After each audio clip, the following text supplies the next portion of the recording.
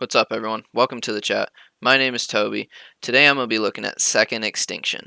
Second Extinction is an open world game where you team up with two of your friends or just two random people online. You can even do it solo, but you go down on Earth and you try to kill dinosaurs and gain research about dinosaurs because they have wiped out all mankind once again to the point where we are living in space to survive.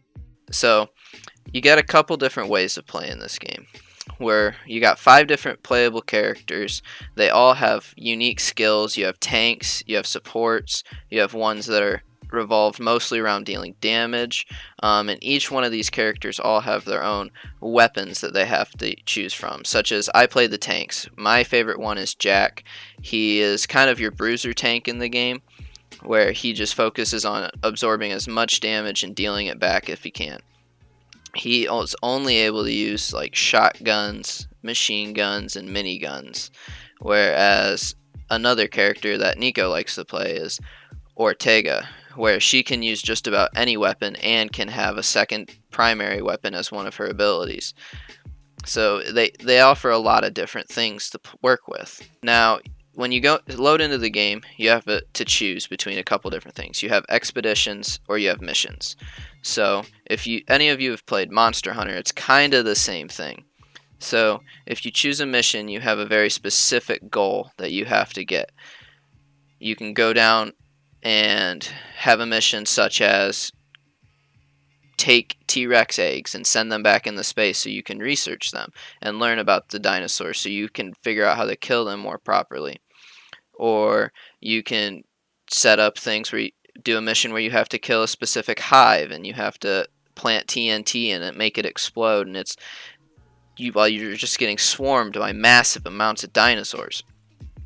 Or you can do expeditions where you go down, you have no main objective, and you just run this massive world where you kill the dinosaurs and you do side objectives because they have that scattered throughout the entire open world, so it's not just a linear game and you can actually have fun and do what you want a little bit. They have these side objectives scattered throughout, such as sending cargo holds back up in the space so you have more materials, or I found one recently. It's different. It's kind of fun. I hadn't seen it before. You send down traps and you trap dinosaurs so you can research them up in space. You have 6 total campaign missions, which is what they call your main objective ones, where you have to have that before you're allowed to leave the world. And when you go to leave the world, you have to have all of your team members there. Otherwise, the game will not let you leave. And I get it, because when you go to leave, they decide that, they have to bring down a new ship. All of humanity's in space, so they have to bring down a drop ship for you. And these dinosaurs swarm you when you do it. It is insane, like Call of Duty Zombies round 100, a massive amounts of dinosaurs after you. And you have to sit there and you have to fight by this landing pad so you can get out. It's a lot of fun. So I know what a lot of you are thinking at this point. What is there to work towards in this game? Well, you don't get all of the guns right away. You have to level up and unlock them. And to unlock the guns, after you unlock them just from leveling up, you have to use the points that you've earned throughout the game, known as research points, to purchase these guns and use on your characters. After you do that, you have a few choices. So once you buy the gun, you can open it up and upgrade it, because not every gun's going to be good right away. Like a minigun, it has a lot of recoil and a lot of spread. So you get to change that a little bit. When the way that they did this is every single gun gets a total of 10 purchasable perk points. These perk points are used to put into different skill sets, such as handling, stability, impact, critical damage, things like that. And there's a few different like skill trees down the line that will also give you extra things. So on my minigun, I have a perk that lets me, as it starts to overheat, it makes the bullets give a fire effect. So now I'm putting these dinosaurs on fire as I'm shooting them, which can be a nuisance sometimes, but that's alright. And so as you go, you get a lot of different ways to play the game. Like, you really get to customize your gun for your play style. Like, I've toyed around with the minigun a lot because I've been using a mechanic in the game known as contracts that you unlock at level 5. You unlock this, and it allows you to do a little extra side mission, like kill certain amount of enemies with that weapon, or like for my minigun one, it was kill so many enemies without reloading. And so I was working on those, and I had to play with my perk points a little bit to do it a little easier. And you can really change these weapons to do exactly what you want.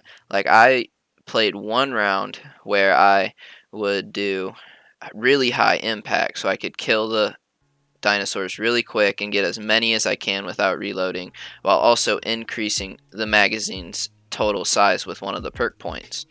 And it's a lot to kind of like just play with, and you really got to do it on your own and feel what you like. Everyone's going to be a little bit different, and it's really fun. Another thing that they're doing is they're adding like skin cosmetics for the guns, so you have a little bit of something to work towards and just like show off that you've done something with the gun. I think that's pretty cool.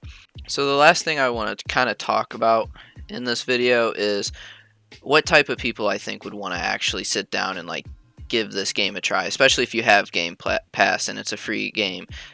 Because of that, why not give it a try, you know? So the people I think that would really like this game are going to be people who enjoy a grind, because dinosaurs are constantly coming at you.